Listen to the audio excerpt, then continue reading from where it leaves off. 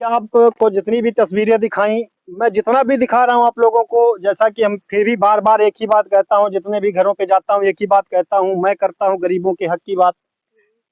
क्योंकि हमारे YouTube channel का नाम भी है अधिकार गरीब का। इसी जैसा कि हमारा स्वभाव है कि हमें बहुत दुख होता है जब ऐसे परिवारों से मिलता हूँ जो एकदम लाचार हैं, दुखित हैं, उन्हें किसी भी सरकारी योजना का लाभ नहीं मिल पा रहा है, कोई भी व्यक्ति इनकी ओर ध्यान नहीं दे रहा है। ऐसे ही ये एक ऐसा परिवार है जहाँ पे आप देख रहे हैं, कैमरा इनका भी एक बढ़िया आलीशान मकान की फोटो दिखा दीजिए ताकि हमारे दर्शक देख के संतुष्ट हो जाएं, हमारे उच्च अधिकारीगण भी एक बार देख लें कि हमारे देश की, हमारे गांव की हकीकत क्या है।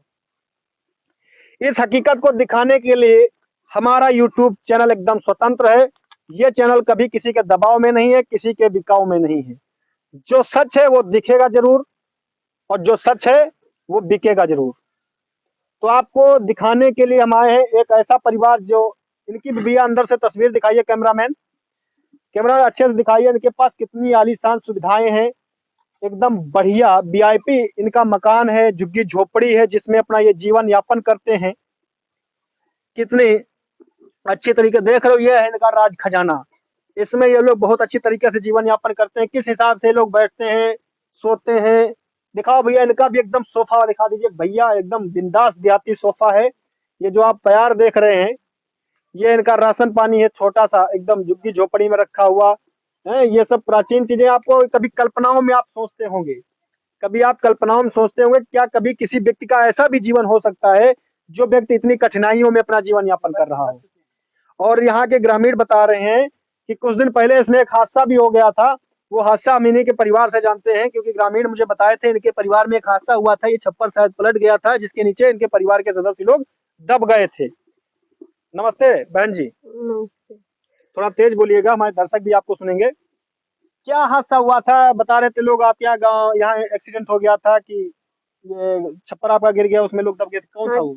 जैसे पानी बरसे थे, तो पानी ही बरसे मतलब जो ठुमरिया मुरिया जो थे तो वो मतलब सड़ गए और एकदम छप्पर गिरे, उसी के नीचे मेरा पति में से दब गए हैं। तो अभी ठीक है वो? हाँ, दवाई जैसे चल रहे हैं, दवाई से चलते हैं। चोट, कितने का इलाज करवा दिया आपने अरे लगभग? पैसा तो बहुत लगा चुके हैं, बकरा बकरी बहुत रहा है, 2-3 उनका बेच के लगा दिए रहा है। और फिर जैसे अपने तीर से कुछ हटे बैंक उनक में तो उन लगाए। 1,50,000 रुपये लगाया होगा आपने?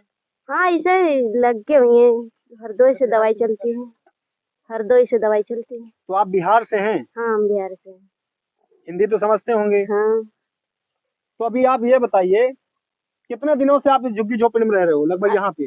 3 साल हो चुके हैं। तो दिखाने की कष्ट करें। ये भाई साहब हमारे, बताओ मुझे देखते ही रोने लगे हैं, कितनी दुर्भाग्यपूर्ण बात है। आपने आज तक कोई ऐसा वीडियो नहीं देखा होगा, किसी ने आज तक आपको ऐसा वीडियो दिखाने की हिम्मत नहीं की होगी, जरूरत नहीं की होगी। ये भाई साहब इनका दिखाइए बिस्तर कितना आलीशान है, किस, ये बेचारे पन्नी के नीचे, ये आप देख रहे हो पन्नी पड़ी हुई है। ये एकदम इनके पास तो कहीं छांव ही नहीं, एकदम खुला वातावरण है। और इस वातावरण में बिल्कुल बेचारे इनके पास, ये देख रहे हो ये चूल्हा है, नमक खाली दिख रहा है, इनके पास अनाज भी नहीं है, राशन भी नहीं है, लकड़ियां हैं बेचारे। इनके घर में कोई स्त्री तो है ही नहीं, जब ऐसी कंडीशन स्त्री रख कैसे सकते हैं। और बताया ये जा रहा है यहाँ के ग्रामीणों के द्वारा, अभी कुछ ही दिनों पहले, 4-5 दिन पहले, इसमें ठंड के कारण सिकुड़ सिकुड़ करके इनके भाई या इनके किसी एक निजी परिवार के हिस्से से एक व्यक्ति की मृत्यु हो गई। जानने की कोशिश करते हैं। दादाजी नमस्ते। नमस्ते भैया।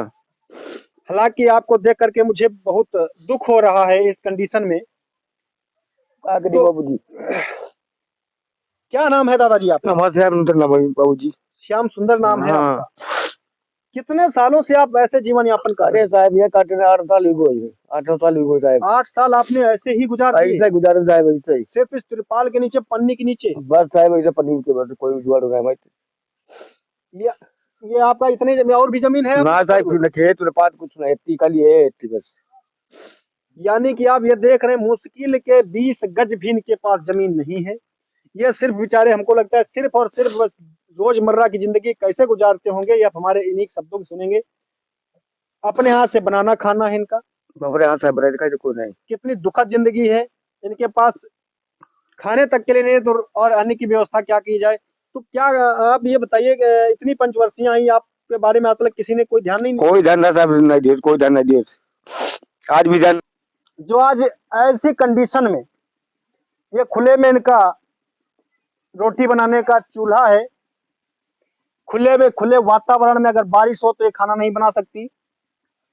अभी कड़ाके की ठंड पड़ रही है, इस कड़ाके की ठंड में ये बेचारी खुले मैदान में अपनी रोटियां सेकती है, और रोटियां सेकने के लिए इनके पास अनाज का होना भी बहुत जरूरी है। पता करेंगे भी इनके पास कितना अनाज है, कितनी खेती है, ये कितने दिनों से ऐसी कंडीशन में अपना जीवन यापन कर रही हैं।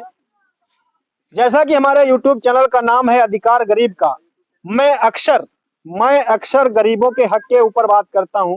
इनका अधिकार है या नहीं, इनको राशन मिलना चाहिए या नहीं मिलना चाहिए, इन्हें आवास मिलना चाहिए कि नहीं मिलना चाहिए, इन्हें भी सुख सुविधाएं सरकार के द्वारा मुहैया होनी चाहिए कि नहीं होनी चाहिए, अभी तक नहीं हुई। और नहीं हुई तो कारण क्या है, ये इन्हीं माता जी से जानने की कोशिश करते हैं।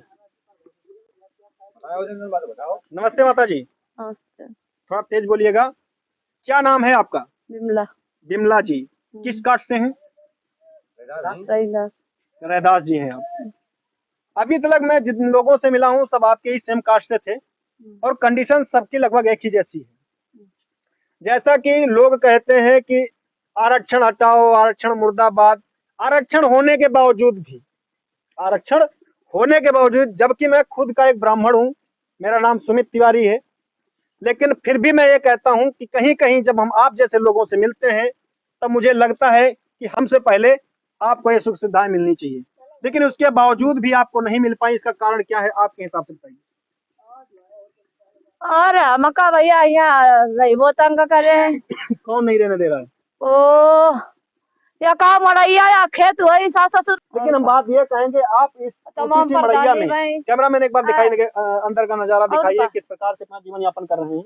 तमाम प्रधानी भाई। ये एकदम जंगल टाइप में इनकी मड़ैया झुग्गी झोपड़ी है। ये एकदम बच्चा डायरेक्ट आओ करे नहीं माँ सांप कीड़ा बिल्कुल आ जाएंगे कि जंगल में इन्होंने एक मड़ैया डाल रखी है। अंधेरे में इनके पास न लाइट की सुविधा है, ना कोई भी आधुनिक मूलभूत सेवाएं इनके पास नहीं है, और बहुत ही दुखद नजारा है।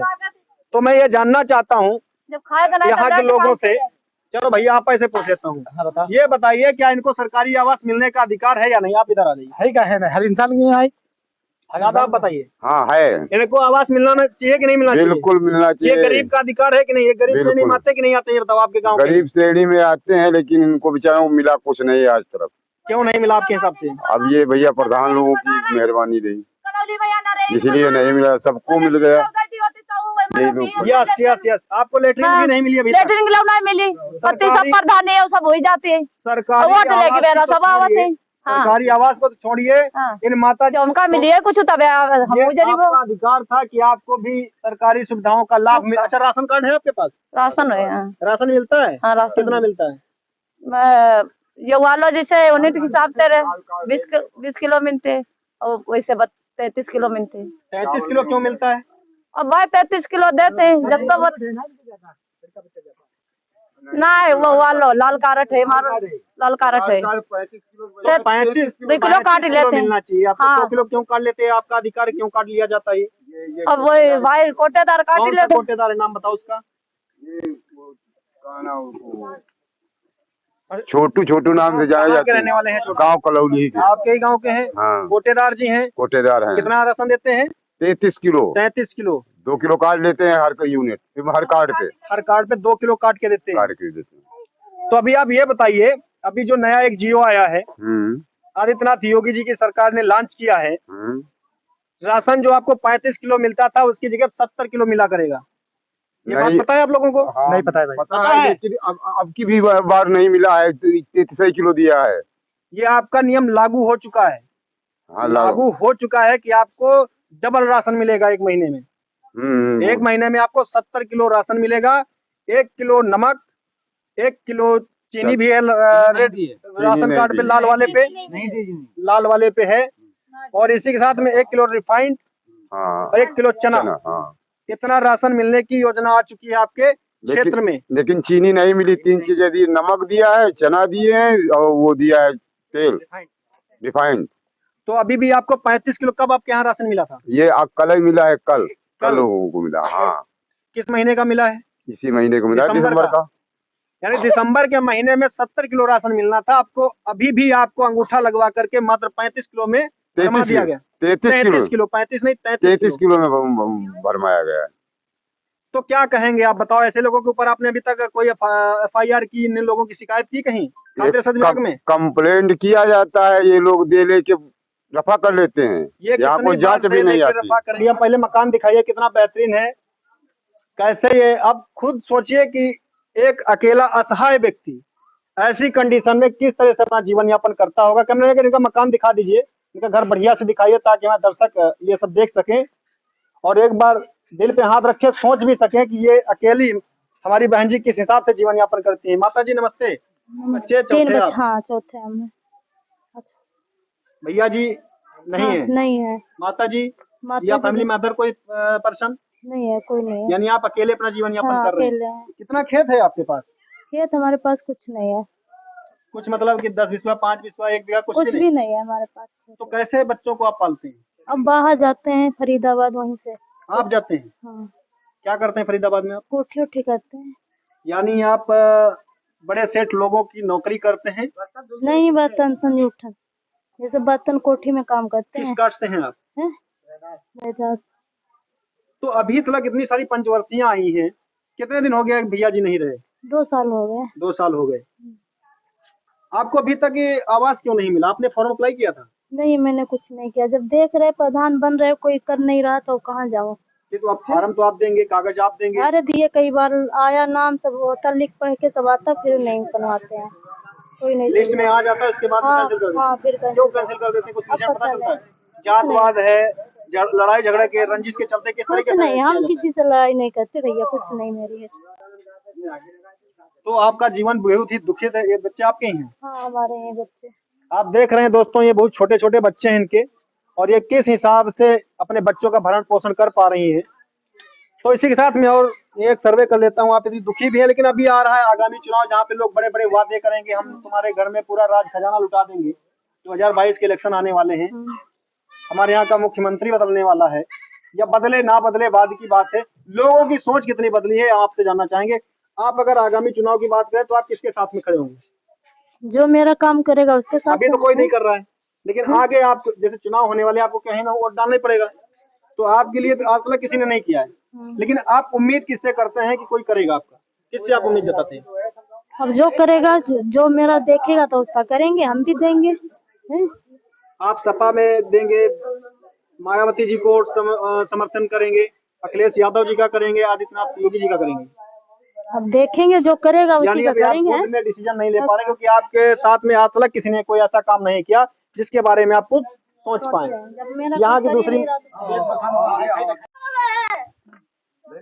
दोस्तों, हम आ चुके हैं एक बहुत ही निर्धन, एकदम अत्यंत दुखी गरीब परिवार की ओर। जैसा कि कैमरा में दिखाइए, ये इनका बहुत बड़ा आलीशान झोपड़ी पड़ा हुआ है।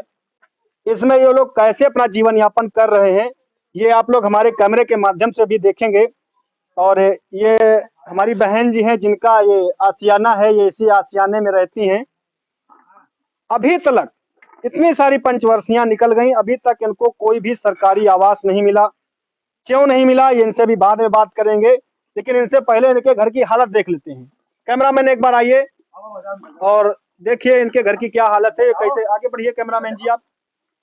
ये बिस्तर देखिए आप, इन बिस्तरों के ऊपर ये इनके बहुत ही आलीशान सोफे हैं। एक बार इनका बिस्तर दिखाइए भैया। ये बैक साइड में बिस्तर लगा हुआ है, ये बिस्तर, ये बहुत ही आलीशान बिस्तर रखा हुआ है। ये आप जो नजर में आप देख रहे हैं, एकदम सोफा है VIP, बिल्कुल इसमें लेटने से तुरंत नींद आ जाती है, ऐसा सोफा है इनका। ये हमारे गरीबों का सोफा है। ये घर की कंडीशन आप देख रहे हैं, अभी तक इनको सरकारी आवास नहीं मिला है। दादा तुम्हारा मकान है ये? दिखाई इनकी और दिखाइए। दादाजी हैं, इतने जर्जर टाइप के हैं बेचारे, अपनी गरीबी से उमर नहीं पा रहे हैं, और इनका मकान इस तरीके, कैसे ये जीवन यापन करते होंगे। दोस्तों आप लोग अपने दिमाग में, दिल पे हाथ रख के सोचिएगा। अंदर भी गिरा हुआ है, कैमरामैन दिखाइए अंदर, कैमरामैन अंदर दिखाइए इनका घर कैसा है। ये है बिल्कुल घर इनका जर्जर गिरा हुआ। अभी तक अब आप देख नहीं पा रहे, रोशनी नहीं इनके घर में, एकदम टूटा पड़ा हुआ है। बारिश हो जाए और इनके घर में राशन भी कतई नहीं है। बताओ कैसे जीवन यापन करते हैं, सिर्फ मजदूरी के ऊपर इनका जीवन टिका हुआ है। और अगर मजदूरी ना मिले, जैसा कि आप लोग जान ही रहे हैं कि बेरोजगारी का इतना बड़ा आलम है कि नौकरी मिलना बहुत मुश्किल है। रोजमर्रा की जिंदगी किस हिसाब से इनकी चलती होगी, अभी हम इन्हीं से बात करते हैं। बताओ। नमस्कार भाई साहब, क्या नाम है आपका? दुलारे। दुलारे, किस कास्ट के हैं आप? रैदास। रैदास जी हैं। आप इसी मकान में रहते हैं, इसके अलावा तुम्हारा कोई मकान नहीं है? कोई मकान नहीं। खेती कितनी है आपके पास? खेती नहीं मारते, कतई नहीं है, पता ही नहीं। भूमिहीन है आप? भूमिहीन कतई। अभी तक आपको आवास क्यों नहीं मिला?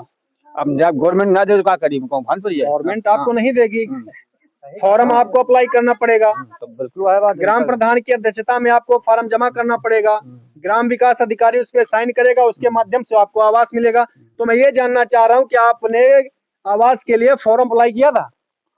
कागज कर वो दिए, मनंजा भी दिए, काम में बहुत कुछ ना काम कर, सब काम दिए, कागज दिए, सब व्यवस्था की नहीं, कोई काम नहीं। तो आप इसके अंदर कैसे गुजारा कर पाते? तो जाए कहाँ जाए, घर में पड़ जाओ, घर में जाए कहाँ गए, रात भर उसके थे। आप एक बार खड़े हो जाइए। क्या बता रहे हो, बताइए, कैमरे में बताइए। हाँ, रात भर में उसके थे पानी जब बारिश हो जाता है। हाँ, भर जाते हैं। अभी ऐसे ठंड के मौसम में आप ऐसे अंदर जमीन पे लेटते हो, आपके पास दो हाथ छाही भी नहीं है, बारिश हो जाए तो आप वास्तव में सारा सर पे ही पानी आएगा। तो बहुत ही दुख तकलीफ में अपना जीवन यापन कर रहे हैं। कितने बच्चे हैं आपके? चार हैं। कहाँ है बच्चे आपके? तो अभी ये बताइए, आपके जो मौजूदा प्रधान जी हैं, इन्होंने आपके लिए कुछ किया है? कागज दे दो तो कागज दे रहे हैं। नहीं भैया, ये तो क्या करें, कॉलोनी के लिए भी फॉर्म अप्लाई किया आपने? हाँ। कॉलोनिया बोले हैं कि कॉलोनी आई आपके ग्राम की? हाँ। आपको इस बार कॉलोनी देंगे, कहें कि नहीं कहें? कहाँ इसके लिए आपको एक फॉर्म अप्लाई करना पड़ेगा, उसको आप सेक्रेटरी को देना पड़ेगा, ब्लॉक स्तर पे। दोस्तों, ये ग्राम कलौली का इज्जत घर बना हुआ है। एक बार कैमरा में दिखाइए इस इज्जत घर को, बहुत ही बेहतरीन तरीके से, जो कि हमारे आदित्य योगी बेड़ा घर।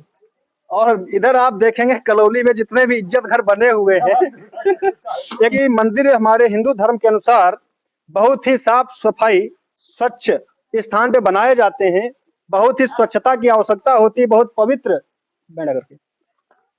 पवित्र माना जाता है। वहां पर भी इस तरह का प्रदूषण, इस तरह से कचरा फैला हुआ है, इस तरह से गंदगी फैली हुई है। तमाम घरों से गंदा निकलने वाला पानी इस मंदिर के दरबार से सामने से गुजरता है। गांव में इतनी ज्यादा गंदगी है। और अब हम मिलाने जा रहे हैं यहाँ के ग्रामीणों से कि इन लोगों का क्या मानना, क्या कहना है। दादाजी नमस्कार। नमस्कार। कैसे हैं आप? क्या बताइए साहब, हम बिल्कुल खराब हैं। क्या दिक्कत परेशानी क्या है? और किचड़ा भरो है, द्वारे नाली साफ नहीं हो रहे हैं। कितने दिनों से आपके गांव में? हमारे गांव में 2 साल से कोई नहीं आया है, मजा लगे।